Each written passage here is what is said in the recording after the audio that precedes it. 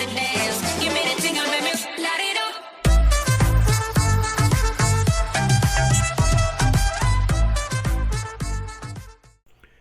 Welcome back, everyone. This is Vorty. I am happy to present the first Legacy episode. It's going to be on Final Fantasy Brave Exvius, and it's going to be on a particular character. So, if you haven't seen my video before in regards to the Legacy series, so essentially what it is I'm going to be picking one character. I'm going to talk a little bit about him, and then kind of give my feedback as, you know, maybe like a little bit about the history, and then we'll talk about their introduction to Final Fantasy Brave Exvius, and then we're going to look at some loot and kind of maybe at least one or two builds with some other stuff as well. Okay, so strap in. Let's get to it. So the first character we're going to be looking at is going to be Noctis. Yes, Noctis. He is recently joined us here. He's comes like recently into the Final Fantasy universe as well. Okay, so essentially Noctis is from Final Fantasy 15. It is the new iteration. A little bit about the game. It's been in development for quite a long time. It was supposed to be a different game, and then a different producer took over, and then it became Final Fantasy 15. Which is if something that you played recently, you would know exactly what it is. It's a pretty good game. There's a lot of personally, I think there's a lot of missed opportunities for the game for some of the things they could have done, but overall, I would still give it a very, very high score if I was like somebody who would be ranking the games. The game is definitely phenomenal, enjoyable. I've wasted probably 100 hours or so already into it, and I haven't even beat it yet. But yeah, so to talk a little bit about Noctis's job, or like his thing in Final Fantasy Brave Exvius, is that he's a prince. The idea behind him being a prince, and the way that is kind of the focus point of him, is that the abilities he has is because of his royal bloodline. Because he has that bloodline, he has the access to all those swords that he can kind of summon, which is like, it's portrayed through the games and stuff like that as the power of kings. And if you played Final Fantasy 15, then you kind of understand how he acquires the different weapons. I don't want to say anything because maybe you only played Final Fantasy Brave Exvius, and maybe you want to go see or buy and play Final Fantasy 15, so I'm going to try not to ruin anything as far as the story goes. So he gets this royal bloodline, which gives him this power of kings, which allows him to summon the swords, which you kind of see in his limit burst. Okay, so that allows him to do his thing. The other thing about him being a prince in Final Fantasy 15, as well, if you've watched other things that kind of relate to Final Fantasy 15, like the movie King's Glaive, or like the animated series The Brotherhood. So it's King's Glaive, The Brotherhood, or King's Glaive, like the CGI movie as well. Okay, so he's set up to be to marry another character that we know, another main character, kind of ish, in the story at least, and her name is Lady Lunafreya, she was kind of taken, I guess. She was like stolen away from the king and stuff like that, and then now what they want to do essentially is kind of like the backline, which is the premise of the whole story of Noctis, is that Lunafreya and Noctis was to get married to prevent like this big war from happening. So this is like a ceasefire or something, right? And then that's kind of where we kind of tie into joining the Final Fantasy 15 game. If you've watched King's Glaive, then that kind of sets you up right before anything happens with Noctis. My advice is to watch King's Glaive Brotherhood and watch King's Glaive, especially King's Glaive. I would watch King's Glaive first to kind of set you up on the story of what's going on and how like this whole story and this kingdom works, and what really is about Noctis and Lunafreya as well. And then after that, I would watch the Brotherhood, because that kind of is a little bit more tied into the actual game. It gives you a little bit more relation to the game, and you kind of find out a little bit more history about Noctis and his mom and stuff like that. Okay, so with that, we're going to talk about his role. So Noctis's role in Final Fantasy 15, he can do anything. He can summon magic, he's attacking. He's the only playable character in Final Fantasy 15. As of right now, since we haven't gotten any content released other than like the Chocobo event. So in Final Fantasy Brave Exvius, his role kind of supports the same thing. He's a physical damage dealer, he is a support, he is a tank. He can definitely be all of those things. The reason he can be, or the reason he's a physical damage, most of his abilities are crazy hard hitting.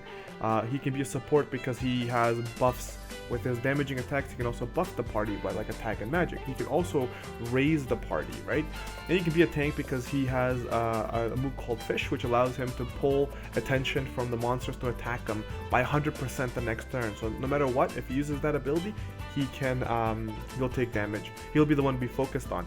He also has an ability called it's like Warp Decoy, which gives him the ability to evade 3 attacks in 1 turn for 3 turns, which means for all, if he only took 3 turns for each attack, he would be getting a total of 9 attacks that could be avoided over a period of 3 turns. But anything after the 3, he gets hit. So that's kind of cool about that. So he's got these abilities to be able to kind of fulfill everything. Like in his physical damage dealers, he's got the abilities. The other thing I didn't mention here, but probably should, he could be a magic dealer because he does some pretty crazy magic, but most of his magic attacks are kind of used for their secondary effects. We'll get into those abilities a little bit later, but you know, just to make mention, I do understand he can also be a pretty strong caster, because right now he's, as far as the utility goes, the utility character, he's probably the best right now because he can do everything. So this is young Noctis. He's introduced to us first in the demo for Final Fantasy 15, where Carbuncle kind of takes you around. You play a little bit as like the little Noctis. You also get to see him like this in King's Glaive, and sometimes he's got flashbacks when he's little, so you can see him what he looks like when he's young. This is one of the pictures from the Brotherhood, from King's Glaive. The Brotherhood is when they're fighting. So you can see kind of how his character is portrayed there. And then the last one here is how he's portrayed in Final Fantasy 15, as well as how his character, like the character model that was taken and put into Final Fantasy Brave Exvius, is the one from Final Fantasy 15. So to make mention as well, Noctis comes in as a 6-star joining Final Fantasy Brave Exvius. So you get him at a 5-star and he goes to a 6-star. So he's a 5-star based unit. You can't get him anywhere else. He can only come out of the Rainbow Crystal. So I personally think, and I really like his sprite. His animations look amazing. How they transferred him from the other game into Final Fantasy Brave Exvius is on par with his warping abilities and all of its stuff, and all these other abilities that kind of tie into Final Fantasy 15. And if you've watched King's Glaive, you'll get to kind of see how other people use the similar abilities, but in Brotherhood, you'll actually get to see how Noctis uses his abilities and how they're animated as well. Alright, so the next part, we're going to talk a little bit about Noctis's kit. Essentially, what kind of abilities does he have, and what can he do? So the first ability, and it's the one I use the most often than any other ability when we're like doing stuff, is Warp Break. So what Warp Break does is it does physical damage, and it's a 2.5 multiplier, and he ignores target's defense by 40%, which is like partial mitigation. So he ignores the defense by 40%, and after he hits the target, he also applies a debuff on them, which reduces their attack and defense for 30% for 3 turns. So if you have something like dual wield, he will ignore the normal DPS, plus he'll apply a debuff. Then the second time, he will also now do more damage because of the 30% debuff as well. So definitely one of his best moves. In JP, they have another ability which is even more insane, but again, I'm just gonna stick to the global version, because that's kind of what I play as well here, and make sure that we can focus on that so you understand it. The next ability, another physical ability, is called Link. He does just 1 times multiplier of his damage, of his physical damage, and what he does is he increases attack and magic damage by 30% for 3 turns for his whole party, so for everyone in the party. Okay, it's definitely a good thing. This is one of his examples of him being kind of like a support. The next ability is Point Warp, which is physical damage of a multiplier of 3. He jumps up in the air kind of like a dragoon. He disappears for a turn, and then when he comes back, he ends up doing the damage. But on the way up, he also heals himself for 2,000 life plus 135 MP. This ability costs 70 or 75 MP, which means he's getting a bunch of MP back for free. So when you're getting to a portion where you're like, oh, you know what, I'm running out of MP, you just jump up, he recovers the MP back, as like about 135 back right away, minus the cost of it, right? Next ability is Fish. Fish is the ability I was mentioning earlier, which is Provoke. 100% chance for 1 turn that he's going to be targeted. So if you combined it with something like Warp Decoy and then Fish, he will provoke the target, and then the target will If they swing 3 times, they'll miss all 3 times. If they're physical moves, that is. Alright, so now we got the magic portions of the attacks that I was mentioning earlier. And what it is he's got these different flasks. Just like how in the game you can craft the flasks and kind of play around with them to have different effects. These also kind of mimic from Final Fantasy 15 how those flasks kind of work and what they can do, depending, you know, how you play with it. So the thing to mention about the flasks is that they're hybrid damage, which means they're kind of like a physical and magic damage to them, okay? So Thunder Flask deals lightning hybrid damage with a multiplier of 4, which means it hits like a truck, and the effect on it is does a break. It does a magic and spirit 30% down for 3 turns break on it.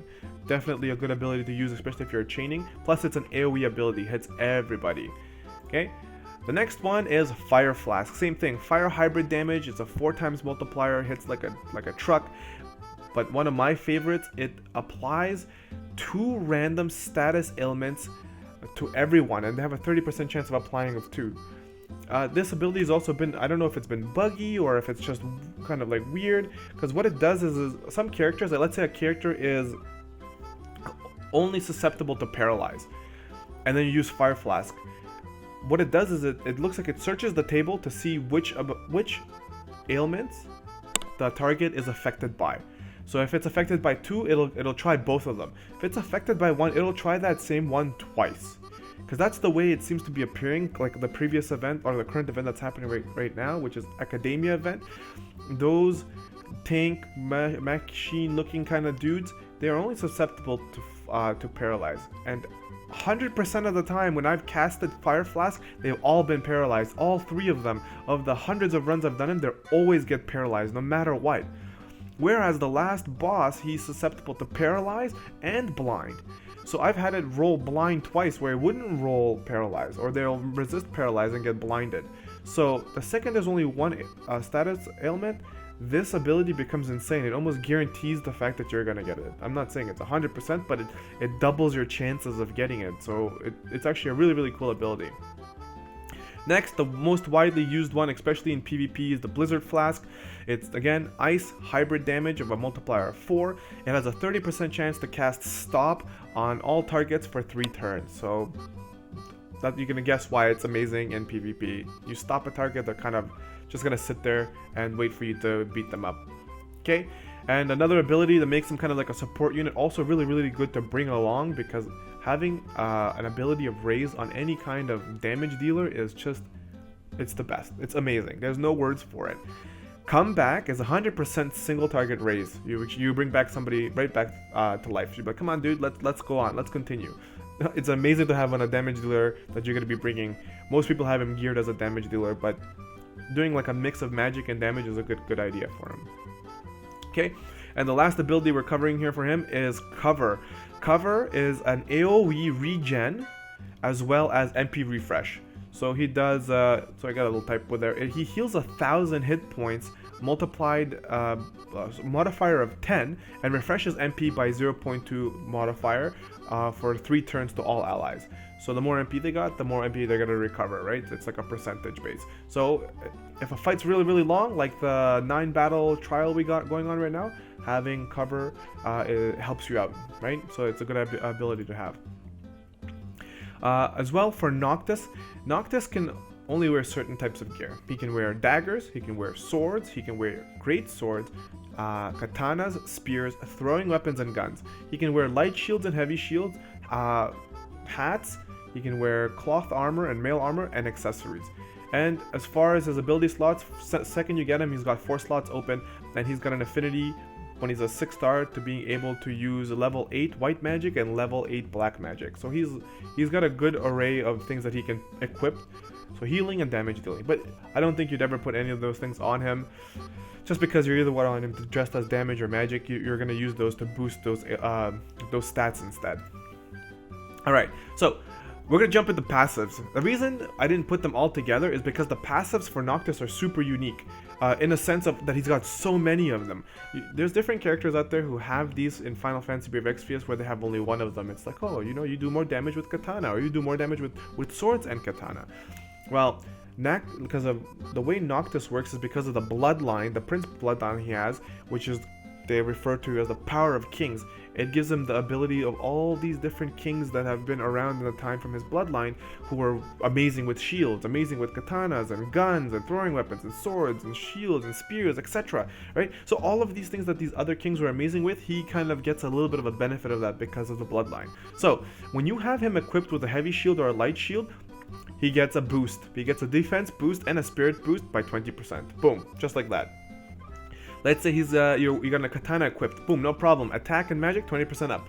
Congratulations. Great sword, no problem. Attack 30%. Guns, sure. Defense and magic 20% up for you, no problem. Spears, attack and spirit 20%. Short swords, which they mean daggers, is attack 20%, defense 15%. Swords, no problem. Attack 20%, spirit 15%. What? You want to throw things around? Sure, no problem. Throwing weapons, magic attack and spirit 20% up. So the cool thing about these effects is that you can mix and match them technically. So if you're dual wielding, you can put on a sword and a katana and you'll get the benefits of both. You want to have a single wield, you have a single sword or a dagger, and then put on a shield and you get the benefits of them as well. They do not stack, however. If you're wearing two swords, you don't get the effect twice. You get the effect once only, okay? So you should kind of look over these and then kind of think of which ones you want, and then you can build your guy, build your Noctis based off of that. Like for example, if I know I'm gonna be trying to build like a hybrid, I'm gonna try and pick up things like like a great katana, where I'm gonna get attack and magic, or a gun where I'm gonna get defense and magic, or I'm gonna pick up like the throwing weapon. So ideally, if it was up to me and I was gonna be making, let's say, like a one kid that could do attacking and magic, I would put probably a katana on him and a throwing weapon, something like the TM from Hope, and then mix the two together, and then I'll get the bonuses of the magic plus the damage. So it's perfect. So his flask will do more damage, plus his warp break will still deal damage. So knowing these abilities is going to help you dramatically. Next, others, the situational, the things that you should be aware of, but it's like it's sort of worth mentioning. So the first one is his damage warp. It happens in the back and it's a 30% chance, so I didn't think it's important to mention right away, but it's definitely worth mentioning. His damage warp has a 30% chance for him to negate the damage. Sorry, not negate the damage, I lied. He doesn't negate the damage. He just counters the damage by healing himself. So he'll take the beating, then he's got a 30% chance of healing himself for 400 with a modifier of 3. So 3 times the modifier on himself. I've had him in like groups like on PvP where everybody focused him and he'll heal himself like 3 or 4 or 5 times, which is absolutely insane. He'll heal himself up to full. So this ability is amazing, but it happens in the back. You don't really pay attention to it. I've had it not activate for like a whole course of a fight where he got hit maybe 5-6 times and he never got it. So that's what I'm saying. It's like it's random. RNG is RNG. Next one is Warp Decoy.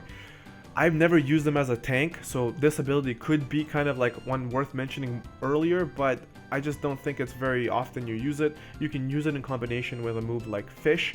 So use Warp Decoy and then you use Fish afterwards, and then you're kind of good attracting it. You can keep the damage on Noctis while maybe you're trying to raise your team or trying to do something else, maybe prepare for something. This is kind of the similar strategy I used for the double corn. I would use Warp Decoy, then I would Fish and make sure that he attacked only Noctis, making sure that nobody else got beat up. Alright. Limit Burst. His Limit Burst is arguably one of the best ones, but people are saying yes and no and no and yes. The reason why is because it takes him forever. He needs 30 Limit Burst crystals at 6 star in order to get his ability. So I'm only showing you the last ability, like him being 6 star and it's being fully potted, okay? So the physical damage is 11.6 damage multiplier.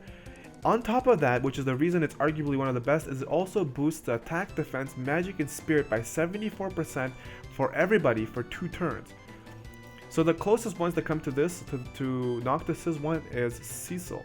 The reason I think Cecil's is still a little bit better, like as far as raw damage goes, Noctis is better. As far as the buff goes overall, Noctis is better. But with Cecil, you can literally have Cecil's, like his limit burst up all the time. If you got people who get a lot of chains, a lot of crystals, you can have Cecil's thing just you can keep using it over and over again, because he's got an ability called High Tide, which gets his limit burst even faster. He gets it abnormally fast. So arguably it's there. As far as the raw damage goes, the limit burst maxed out looks amazing. I have it on my JP account where he's level 25 or 20 or whatever, and he hits like a beast. So definitely a good limit burst, but I don't know. Still arguable to see where it's gonna fit over time. All right, now a forewarning. This page is gonna get really busy very quick. Okay. The reason why is that my thinking process is a little bit different than everybody else. People say stuff, this and that, right? So I'm just going to show you kind of how I'm doing it and how I kind of think about it. Again, this is my opinion, and you can fit in things in places you want, okay? I've seen many people kind of talk about it, and they kind of put things in different places, but being kind of like a medium player right now and kind of going through it recently, this is how I would see it, okay? So so let's go with the weapon first. Murasame, it is free. You need a decent party to kill the White Dragon Trial. It's one of the first trials you have access to. It gives you a great katana, 61. Boom. 61 damage on a great katana. That's beautiful. The next one is kind of arguable. It's the Force Shield. You need, I think it's like 40, 30 or 40 Star Quartz. Okay. The Force Shield gives you 40 defense, 8 spirit, resistance to fire and lightning and ice by 10%. Very good for a free to play build. Especially because if you're free to play and you don't have dual wield or Genji gloves or anything, then yeah, you're definitely going to be having a shield. Otherwise, you're leaving yourself open for attacks. Next is Black Belt Key. Black Belt Key is craftable, plus you can find it from a chest later on in the game. It gives you attack 8% and defense by 24. It is currently the armor I'm wearing because I haven't had chance to get any other ones. I don't have Ramza, so I can't get any of the other ones as well. Okay, again, easy to get. Tiger Mask, same idea like Black Belt Gi, it's craftable. And on top of that, if you're like myself, you explore the maps, you will also be able to find it in a chest. It gives you attack 15, defense plus 3. Boom, easy peasy. Now these ones, personally I think they're questionable because a new player, by the time you're able to get Hero's Ring, you're not really new anymore. That's kind of like my definition of it. And the reason I'm saying is in order to get Hero's Ring, you gotta get 30 trophies. And some of the trophies take quite some time, so you're going to be playing for a little while. I would say like a month, maybe 2 months. If you're hardcore, you could probably beat it in a month or less. If you spend money, you can probably beat it way sooner because you can unlock more slots to craft and stuff. So I would say as a free-to-go player, even though I'm putting it here because it is free and it's crafted, it's not easy to get. Okay, so I'll give you alternative options for that as well. So as far as the abilities goes, like the materia, craftable, attack plus 10% across the board right off the bat, and you can use alternatives as well. Okay, so now it's what I'm saying, the screen's gonna get a little bit busy. So let's look at the alternatives for the weapon that you can get. Okay, it's Blood Sword. Blood Sword is arguably better than Murasame. However, it'll take you twice or 3 times or 10 times or 15 times longer to get your Blood Sword. Because Blood Sword means you have to beat the Colosseum all the way through to the end and then repeat the Colosseum a few times to get it. So as far as Blood Sword goes, yes, it is free to play. Yes, it is better than Murasame. However, it's going to take you a long time to get it. Okay, next one. Enhancer. Again, free to get a free weapon. It is from the Integar. Wow, I'm killing it today. It is from the trial that you can also fight shortly after Murasame. I think it's like the 3rd or 4th one. Again, it is a little bit more difficult for a new player. However, you have a faster chance of getting the Enhancer than the Blood Sword. And in my opinion, for Noctis, it is way better. It is the best option you have as free to play as of right now. It is way better. Attack 82, Magic 23. It fits in exactly into Noctis's hybrid style. So perfect. These other 2 ones are worth mentioning because they are free and they were a little bit easier to get. However, they are event items, okay? Also, I forgot to mention, Blood Sword's attack is 76. It also gives you Spirit 20%, and it gives you an ability called Drainer, which allows you to steal hit points from the target you're attacking. It steals like 50% of the damage, I think. So that's pretty good.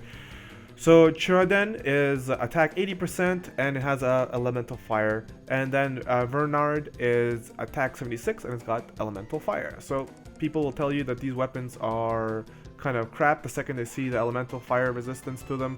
It is situational because some monsters are affected by fire, others are not, and a lot of the bosses have resistances, so they kind of are situational, they come and go. However, for a free-to-play player, you want to get anything you can, alright? So let's look at the alternative options as far as shields go. Again, I think it's pronounced S-Chuan is again an event item that was around the time when the katana came, the Churaden. Defense 36, effect undead killer, which is 50% increased damage versus undead.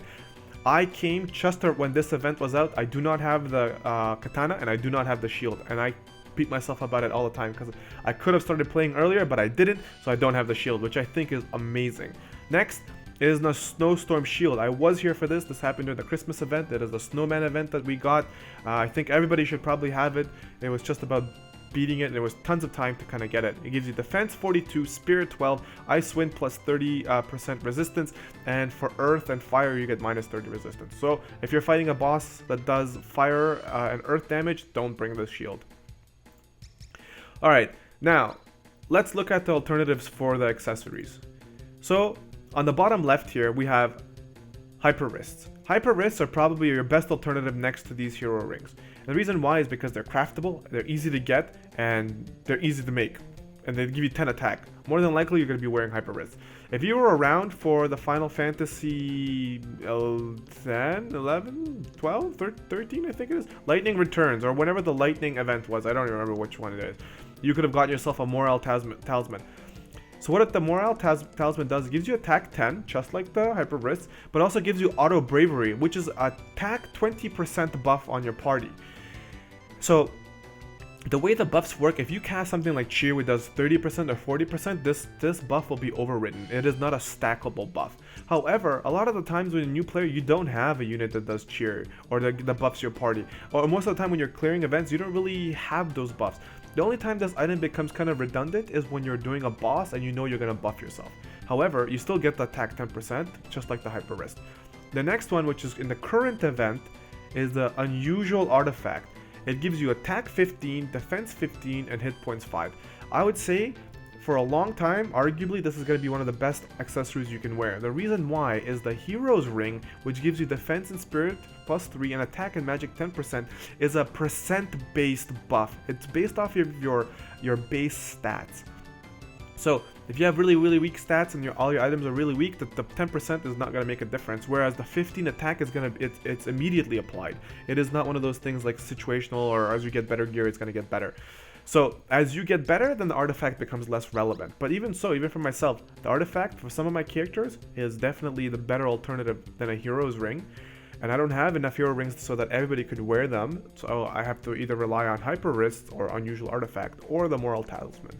So those are definitely up there. Now let's look at the differences or the other abilities you can use for materia. So I have here magic plus 10% times 4, or you can mix and match it where you do 2 attack, 2 magic, because you got to remember Noctis is a hybrid character, so he will benefit from the magic and the attack, especially if you're using Fire Flask or Blizzard Flask or Thunder Flask. Okay, all right, now again, my opinion, before you decide to grill me in the comment section below if you've made it this far, even though it's like almost 30 minutes, Noctis's TM build, or the pay to win build, is this is what I think it is. Okay, so the way I'm gearing my guy up, I'm running Excalibur in the main hand, which is attack 120%. It's got light elemental damage. You get it from Cecil's TM.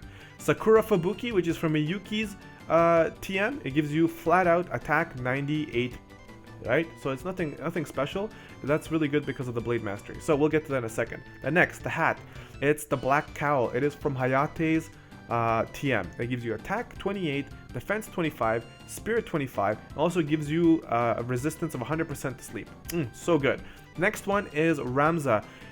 Brave Suit. It's Ramza's TM. I do not have this. I wish I did, but it is definitely one of the best in slots, so I put it on there anyways. It's defense 51, attack and magic plus 15%. It's like having a freaking hero's ring on your armor. It's amazing.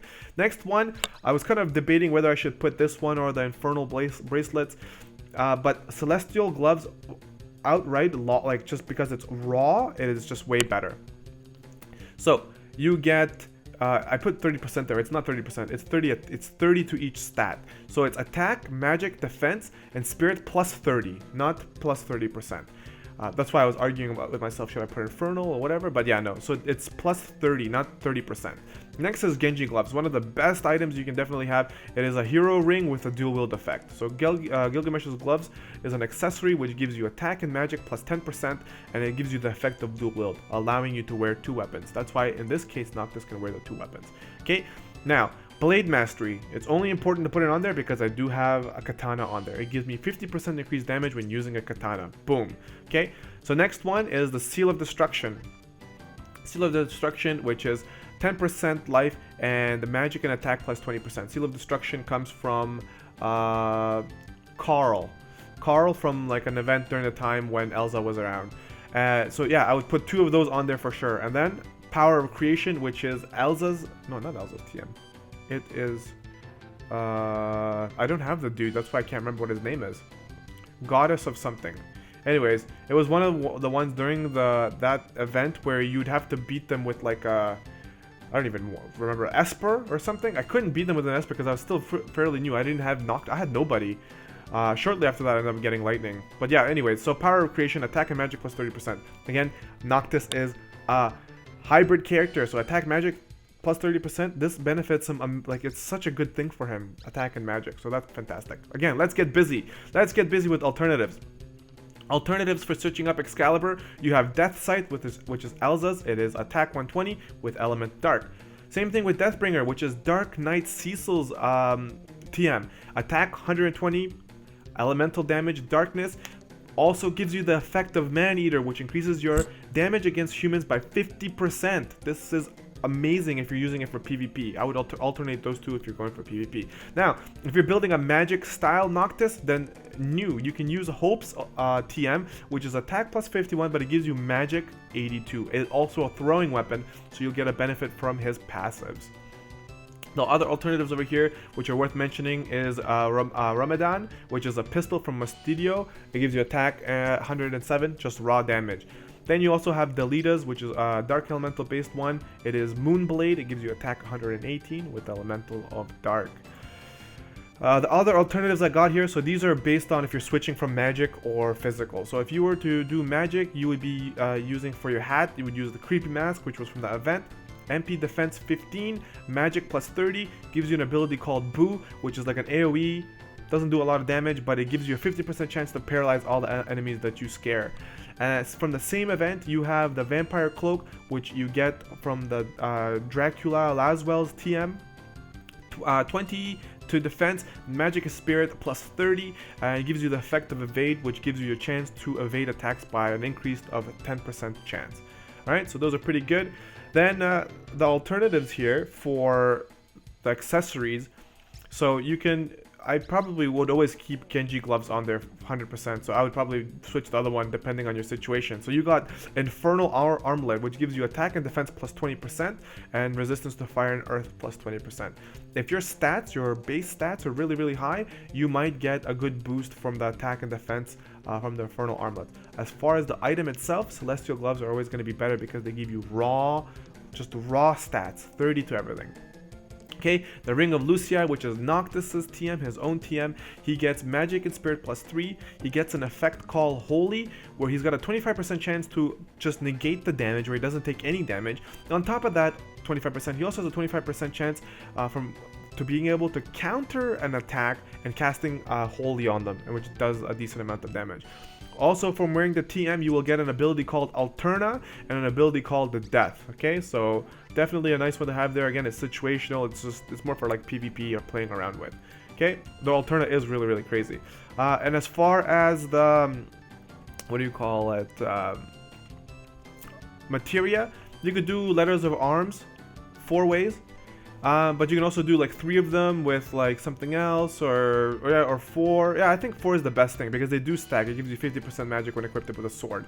So I would probably keep the dual wield, put on 2 swords, and then just go ham with the Letters of Arms and then pick up all the other magic items and become a magic powerhouse where you're going to be dealing insane amount of magic damage. Probably pretty good for PvP. Who knows? Alright, so thank you so much for sticking around. It is a longer video. It is like 35 minutes. However, it is my first time doing this kind of thing here. So yeah, maybe there's some stuff I said I probably should have just kind of cut it out. Just, you know, whatever. But it is a learning experience. I'm hoping as I get to do other characters and do a little bit more on this Legacy series that I will be able to talk about them more and kind of bring more light to you guys. As it is longer, I'm hoping that I gave you enough information that I didn't miss anything, okay? So again, today's focus was Noctis. He has entered Final Fantasy Brave Exvius shortly after he was released on Final Fantasy 15. His job, he's a prince, we know that. He's a physical damage dealer, a support, a tank. He's also can be a magic damage dealer as we saw. So he is an amazing utility character that could go with everybody. And if you have a chance to roll him, or if you do get Noctis, congratulations, because you got yourself one of the best characters. And especially going into the future, I have a feeling that he's going to get some enhancements that are going to make us feel fantastic for having him. Hopefully they change it to kind of how it is in Japan. Then anybody who has Noctis is going to be crazy happy when that happens, okay? So thank you so much for sticking around. If you did stick around this long, I appreciate your support. Please leave a like, subscribe, any comments letting me know if I missed something or another ways to improve this new series and whether you liked it or not, okay? So thank you so much for sticking around. This is Vorty and I'm outta here. Peace!